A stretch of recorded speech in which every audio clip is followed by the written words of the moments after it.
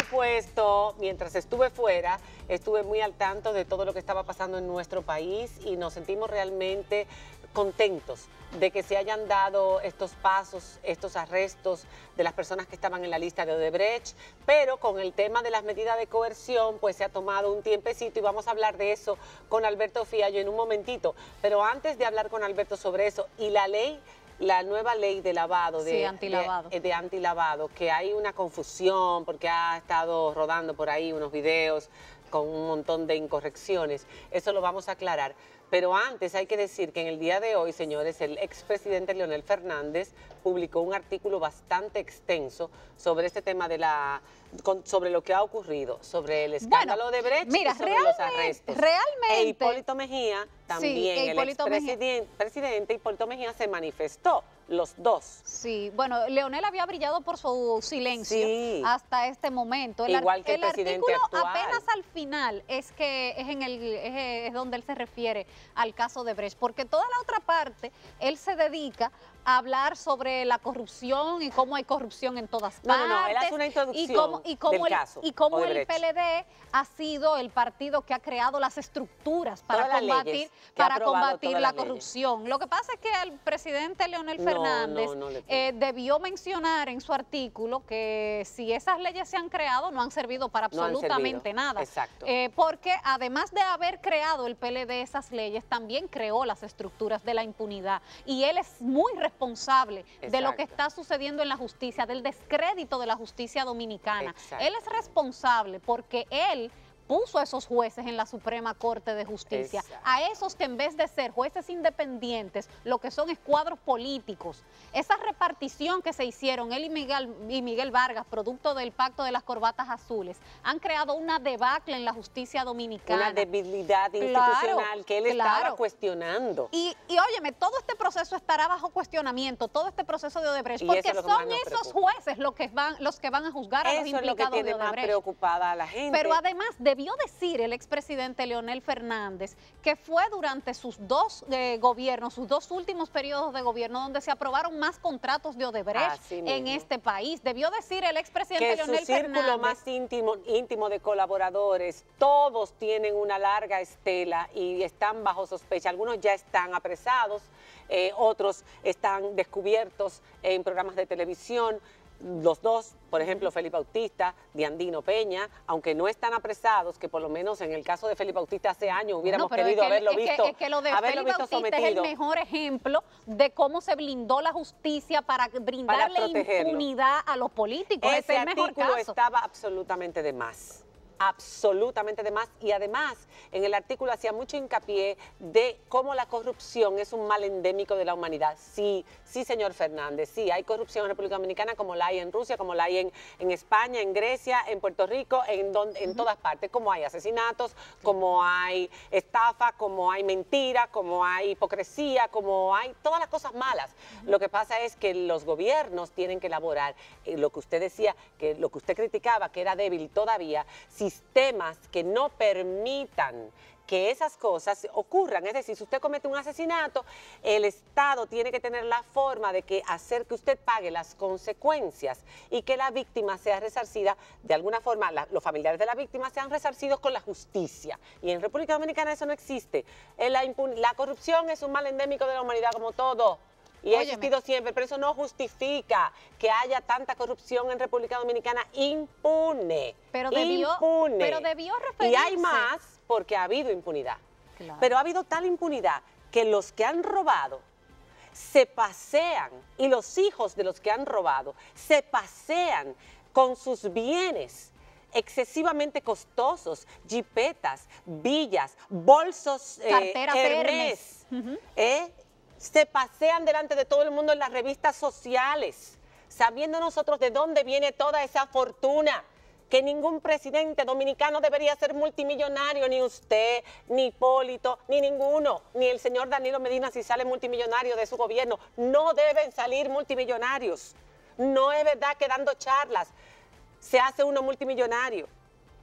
y mucho menos siendo funcionario y ganando 150,000 pesos. Puede luego tener 34 millones de pesos, 50 millones de pesos, lo que ellos admiten en sus declaraciones juradas, que siempre es menos de lo que es en realidad.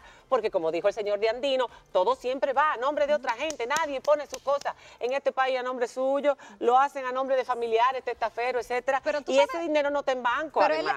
él obvió un detallito en el artículo también, porque Temístocles Montaz en sus declaraciones admitió que recibió donaciones de campaña por parte de Ángel Rondón, el hombre del maletín de Odebrecht, para las campañas del PLD del 2008, el 2012 y del 2016. Entonces él, en su condición de expresidente de la República, que fue el candidato del 2008 y ganador además, y en su condición de presidente del Partido de la Liberación Dominicana, debió referirse a eso. ¿Cómo usted habla? A eso tenía que referirse, no a que el PLD es que ha hecho las leyes para combatir la corrupción. El expresidente, que ha habido abuso, que no vayan a acusar a un hombre. Todos los que están, también donde están.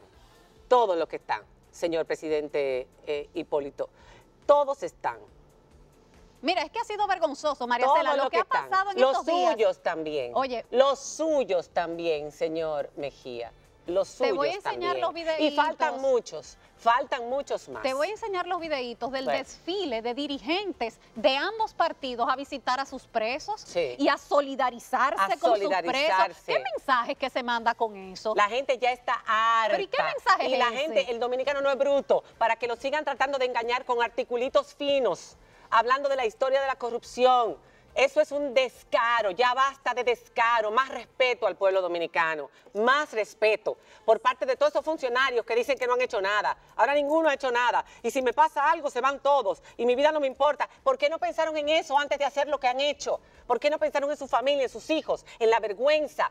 Porque aquí nunca iba a pasar nada. Pues se acabó, aquí empezó a pasar, y va a seguir pasando.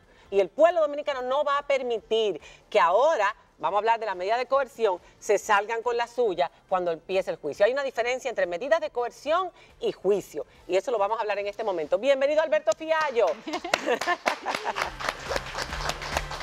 Nos exaltamos aquí un poco, Alberto, antes de recibirte. Cónchale, ¿tú leíste ese artículo hoy? Eso es lo que hace no, que no. confirma lo bien acompañado que yo estoy cada vez que vengo. No, pero es que eso es demasiado descaro. De hecho, para darle un toque tal vez un poquito más tranquilo, lo que pareciera todo esto es un circo, ¿verdad? Es un circo. Por eso las medias son de circo. ¡Oh!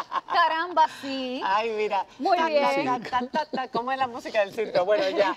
El circo empezó la semana pasada y mañana, por fin, así es, con tiempo, se le van a leer las medidas de coerción a los arrestados. Sí, lo primero que creo que debemos explicar es qué es una medida de coerción y qué es lo que persigue una medida de coerción. El Código Procesal Penal prevé que en el caso de que haya peligro de fuga y para garantizar que la persona que está siendo acusada se presente al proceso y sea juzgada, se dictan 7 medidas que van desde la más leve hasta la más gravosa, que es la prisión preventiva. Y comienza con la prestación de una garantía económica suficiente, sobre todo para casos donde hay delitos económicos. Pasa por una fianza, podría ser, que es una forma de garantía. También hay garantía en efectivo. Pasa por la presentación periódica, pasa por la colocación de localizadores electrónicos. Desde el año 2004 tenemos esa modalidad, el arresto domiciliario y finalmente la prisión preventiva, que debo aclarar que es la última medida de política criminal. Se supone que las personas deben estar en condición de libertad para poder defenderse. Pero cuando no están en condiciones de libertad, cuando no deben estar en condiciones de libertad, cuando hay peligro de fuga, o cuando se trata de una situación donde se pudiera hacer daño a la víctima o se pudiera distraer la prueba. Esos son los 3 casos. Esas pruebas están distraídas hace tiempo. 5 meses no fue tiempo para distraer pruebas. Sí, es correcto. Pero dentro del peligro de fuga, la misma ley, la última modificación, que es la ley 1015, prevé una serie de criterios para saber cuándo hay peligro de fuga. No es solamente que una persona no tenga arraigo, que es el hecho de que no tenga un domicilio o una residencia conocida. Todos tienen muchos. Todos tienen mucho arraigo. Pero también hay otros criterios, María Cela, que señala la misma ley. Y por ejemplo, que es una de las 2 razones por las que yo creo que aplica, Diana, la prisión preventiva en el día de mañana, son la gravedad del hecho y la importancia del daño económico. Al país. Por supuesto, en este caso agravado porque es contra el erario, contra lo que todos aportamos para que sea O sea que tú aportado. estás a favor de prisión preventiva como medida de Yo coerción. entiendo que sí, yo entiendo para que se dan todos. los elementos, por supuesto. Aunque haya unos más culpables que otros, porque por ejemplo el señor Rondón debe ser más culpable que, qué sé yo. Bueno, no sé. Búscame habrá que ver. uno, Yo el que no sé. parezca menos culpable, ¿verdad? Bueno, No, digamos el que se ha que no hay- defendido mejor. no podemos Temístocle. decir nosotros que No, haya no. más culpables o menos culpables. No, Lo pero que sí, Diana, no es lo mismo que matar es 20 que matar 2. Sí, lo que sí es que Son asesinos, pero algunos no es lo mismo. abogados de varios de los imputados han esgrimido argumentos que la Procuraduría tendrá que responder. Por ejemplo, Roberto Rodríguez, en el expediente, una de las cosas más escandalosas que tiene ese expediente de solicitud de medida de coerción es que dice que Roberto Rodríguez depositó 50 millones 2 días consecutivos, o sea, 100 millones, 50 un día y 50 al otro. Y en realidad fueron medio millón Y de entonces pesos. dicen los abogados de Roberto Rodríguez que fueron 500.000 pesos y 500.000 pesos, que no fueron 100 millones. En un Entonces, banco que se puede probar. claro, tendrán que venir las certificaciones de los bancos Claro. y tendrá que explicar la Procuraduría Y quién le dio ese, quién le dio ese dato. gazapazo. Bueno, habrá que ver si es un gazapo, habrá que ver si es sí, cierto a mí o me no. parece que la gravedad del hecho se tipifica con el solo hecho de que haya, en este caso, soborno en el comercio y la inversión, específicamente, y el hecho de que estén implicados funcionarios públicos. Yo no creo que haya menos culpables o más culpables, yo creo que la gravedad del hecho está, ahora sí, hay niveles de desfachatez. Pero claro, Lo que tú pero, mencionabas hace un rato, pero ya sí. eso merece la cae en el terreno de lo desfachatado. Ya el hecho es grave en sí mismo, como tú decías ahorita, como si comparáramos un homicidio. Bueno, ya el que se convierte en un asesino en serie ya es No es lo mismo yo matar a una persona pero es que grave. matar a 10, Pero es grave, pero soy sí, asesino. definitivamente. No es lo mismo hacerlo a propósito ay no, yo cogí el dinero para la campaña, Eso es yo cierto. no metí la mano ahí, yo no firmé contrato. Pero eso que nos lleva a la nada más segunda- era para eso la nos lleva- campaña y eso es legal aquí. Exacto, pero eso nos lleva a la segunda análisis que tú hacías hace un rato. La medida de coerción no ve de ninguna forma la culpabilidad. Claro, tienen que haber elementos suficientes presentados al juez para creer que presumiblemente esas Ok. personas participaron. Sí. Pero la medida de coerción, y sobre todo las personas que están en su casa y no son abogados, no esperen la imposición de pena anticipada. Es decir, la medida de coerción son solamente para garantizar que esas 10 personas imputadas no se vayan del proceso, que se presenten y que sean juzgados. Eso es solo lo que busca la prisión preventiva. ¿Cuánto tiempo podemos nosotros esperar que empiece esto? Porque los abogados dominicanos son especialistas en incidentar.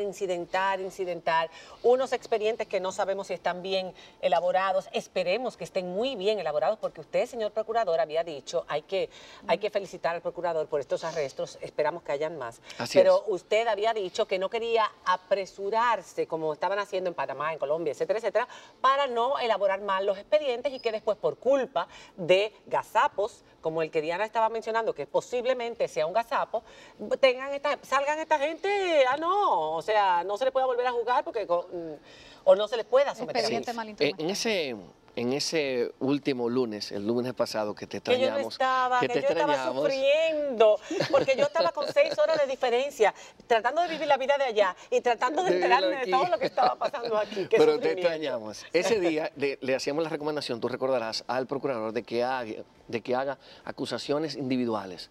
Hay suficientes elementos para Sí. sostener acusaciones Que no sean autónomas. paquete, ¿Por qué? no. Te doy un ejemplo desde una institución pública en la que dirigía la parte jurídica.